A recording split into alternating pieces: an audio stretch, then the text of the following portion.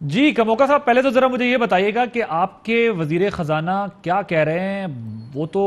آپ کی جو پالیسیز تھیں وہ تو اس سے مطمئن ہی نہیں ہیں، اور کل کے اجلاس میں تو غالباً آپ بھی شاید موجود تھے۔ کیا کرنے جا رہے ہیں اب؟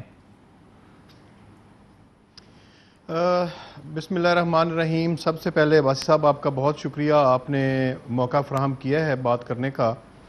تو جیسا کہ وزیر خزانہ صاحب بھی کہہ رہے تھے، اب پچھلے 3 سال جو تھے وہ اسٹیبلائزیشن کا پیریڈ تھا۔ اللہ تعالیٰ نے کیا کہ جو ہماری اکانومی جس وقت گورنمنٹ ہمیں ملی اور اس وقت ہماری اکانومی آپریشن تھیٹر میں تھی، بہت برے حالات تھے، خزانہ خالی تھا، فارن ایکسچینج ریزروز آپ کے مائنس میں تھے، آپ کا کرنٹ اکاؤنٹ ڈیفیسٹ جو ہے وہ بہت زیادہ بڑا ہوا تھا، آپ کا ٹریڈ ڈیفیسٹ بہت زیادہ بڑا ہوا تھا، یعنی ہر طریقے سے آپ کی اکانومی جو تھی وہ ایک طرح سے بینک کرپٹ اکانومی تھی۔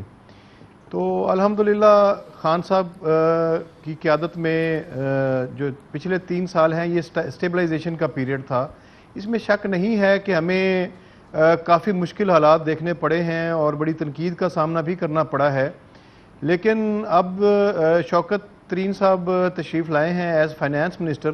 اور انہوں نے ہماری قائمہ کمیٹی برائے خزانہ کی پہلی میٹنگ ہی اٹینڈ کی۔ اس میں سیکرٹری خزانہ نے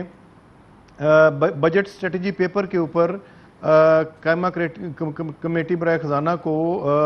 سیکرٹری خزانہ نے ایک بریفنگ دینی تھی، لیکن وزیر خزانہ نے خود کہا کہ میں آنا چاہتا ہوں، اور بڑا اچھا جیسچر دیا۔ انہوں نے کہا کہ میں سپریمیسی آف دا پارلیمنٹ پہ یقین رکھتا ہوں، اور میں چاہوں گا کہ تمام معاملات میں قائمہ کمیٹی برائے خزانہ کو میں اپنے ساتھ فیصلہ سازی میں شریک کروں، اور یہ ہائیسٹ فورم ہے پاکستان کے اندر جہاں پہ ہمارے اکانومی کے مسائل ڈسکس ہونے چاہیے۔ انہوں نے نہ صرف حکومتی ارکان بلکہ اپوزیشن ارکان کو بھی انہوں نے کہا کہ میں آپ کو دعوت دیتا ہوں، آپ اکانومی کے لیے اپنی تجاویز لے کے آئیں، پاکستان کو بہتر کرنے کے لیے اپنی تجاویز لے کر آئیں، اور جو آپ کی تجاویز وائبل ہوں گی، جو ملک کے فائدے میں ہوں گی، جو اکانومی کو بہتر کرنے کے لیے ہوں گی، انشاءاللہ تعالی ہم ان کے اوپر عمل کریں گے، اور اس طرح سے ایک لانگ ٹرم پالیسی بنے گی تاکہ خدا نخواستہ اگر کوئی ایسی صورت بنتی ہے کل کو تحریک انصاف کی حکومت نہیں بھی ہوتی، کسی بھی اپوزیشن پارٹی کی گورنمنٹ آتی ہے تو وہ پالیسیاں جو ہے وہ جاری رہ سکیں، ان کو آپ لوگ اون کریں گے پھر ان پالیسیوں کو۔ اچھا سر، مجھے یہ بتائیں اب کہ انہوں نے کہا کہ تمام اشیاء کی قیمتیں غیر حقیقی طور پر بڑھا دی گئیں، بیسیکلی مہنگائی جو ہے اس وقت ملک کے اندر، اس کا انہوں نے ریزن یہ بتایا ہے کہ وہ انفیئر ہے، وہ ریئلسٹک نہیں ہے۔ آپ کی گورننس سے ریلیٹڈ یہ معاملہ ہے نا بیسیکلی، تو وہ یہ کہہ رہے ہیں کہ اگر ایک چیز 70 روپے کی تھی تو وہ 110 روپے کی غلط بکتی رہی ہے، چاہے وہ ایڈمنسٹریٹو کنٹرول ویک تھا، چاہے وہ آپ کی انڈرسٹینڈنگ کا مسئلہ تھا یا آپ کی گرپ کا مسئلہ تھا، وہ تو ڈائریکٹلی آپ کو کہہ رہے ہیں، یعنی اپنی گورنمنٹ کے بارے میں بات کر رہے ہیں جس کے وہ وزیر بن گئے ہیں۔ پھر جب وہ گروتھ بڑھانے کی بات کرتے ہیں تو جو حفیظ شیخ صاحب تھے وہ تو ان کی پالیسیز میں ابھی بھی کنسسٹنسی تھی اپنی، وہ اسی طرح سے نظام کو چلانا چاہتے تھے۔ یہ آگے کہتے ہیں کہ اسٹیبلائزیشن والا معاملہ گیا، آپ نے جو سرپلس بھی کیا کرنٹ اکاؤنٹ ڈیفیسٹ والا معاملہ نکال کے، وہ انہوں نے کہا کہ وہ کرونا کی نظر ہو گیا، لیکن وہ اب سمجھتے ہیں کہ اگر آپ نے گروتھ نہ بڑھائی تو بہت مشکلات کھڑی ہو جائیں گی۔ تعمیراتی شعبے میں بھی انہوں نے کہا کہ قرضوں پر سود کی شرح سے بھی بہت زیادہ نقصان دہ ہے۔ جو چیزیں ابھی تک آپ کی پالیسیز تھیں وہ اس پر ان کو آبجیکشن ہے، اور وہ پہلے بھی آبجیکشن کر چکے تھے، اور آپ کی گورنمنٹ کے کچھ وزراء نے اعتراض کیا تھا کہ ابھی تو ہم نے ان سے بات چیت ہی شروع کی اور انہوں نے تنقید کرنا شروع کر دی ہے۔ وہ بہت ریئلسٹک ہو کے بات کر رہے۔ جی میں بالکل جو آپ بات کر رہے ہیں، جو ترین صاحب کی بات ہے، جس وقت جو انٹرسٹ ریٹ ہے اس کو 13% سے زیادہ رکھا گیا، تو اس وقت ہم نے قائمہ کمیٹی میں اس کے اوپر بات کی، اور ہم بالکل نہیں چاہتے تھے کہ یہ اتنا زیادہ انٹرسٹ ریٹ رہے، اور اس سے مہنگائی بھی بڑھی، اور پھر ساتھ میں جو اوورآل ہمارا جو ڈیٹ برڈن تھا اس میں بھی اضافہ ہوا، اور پھر جب نیچے لے کے آئے 7% پہ آ گیا ریٹ آف انٹرسٹ، تو اس سے آپ کی اکانومی میں آپ کی انڈسٹری بھی چل پڑی، آپ لوگوں نے بینکوں سے پیسہ نکال کے جو ہے وہ انویسٹ کرنا شروع کیا، اور اب اس وقت جو ہے عادل بھائی بالکل میں 100% اتفاق کرتا ہوں، لیکن گورنمنٹ کو کئی چیلنجز کا سامنا ہے۔ جیسے آپ نے کہا ایک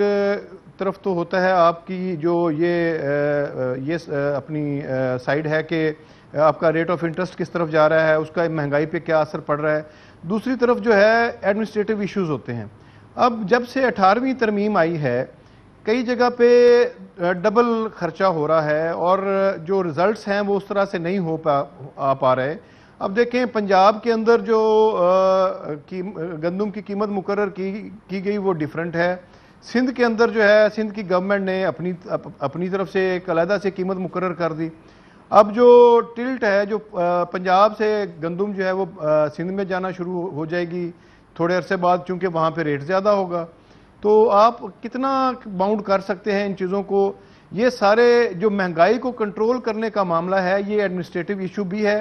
اور ساتھ ہی ساتھ اس میں جو مڈل مین کی بات کی ہے وزیر خزانہ صاحب نے وہ بالکل صحیح کہا ہے. کسان کو اس طرح سے اس کی فصل کا معاوضہ نہیں ملتا، وہ پورا سال محنت بھی کرتے ہیں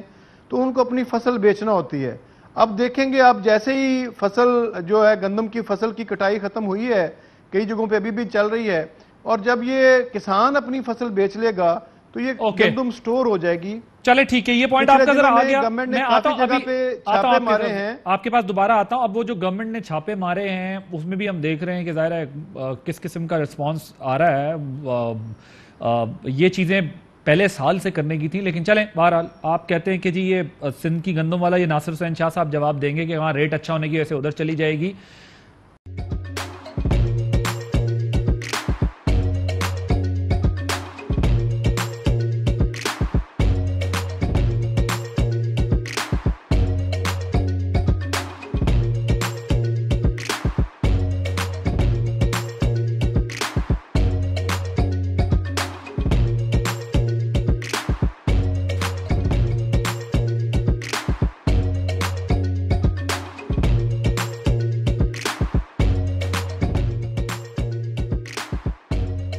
بدلاً من توفير 来自阿拉巴马州的一名 Abe Calonia Disney